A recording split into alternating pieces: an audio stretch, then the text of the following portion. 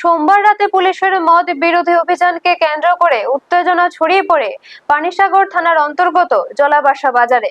জানা গেছে, রাতে পুলিশ বাজার এলাকায় মদ বিরোধী অভিযান চালায়।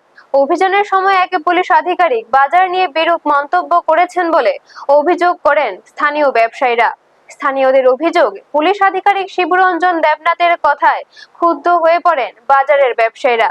এরপরই একে একে রাস্তায় নেমে আসেন ব্যবসায়ীরা। পুলিশের অভিযানের পাশাপাশি বাজার সম্পর্কে মন্তব্যের প্রতিবাদে তারা বিক্ষোভ প্রদর্শন করেন।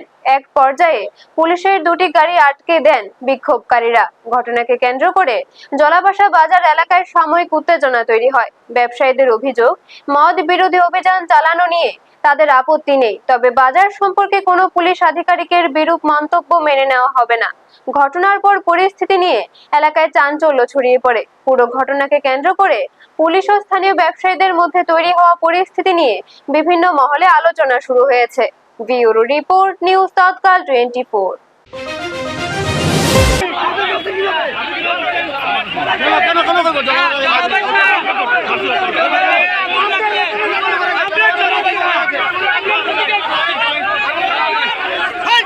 আপনারা দেখছেন নিউজ তৎকাল 24।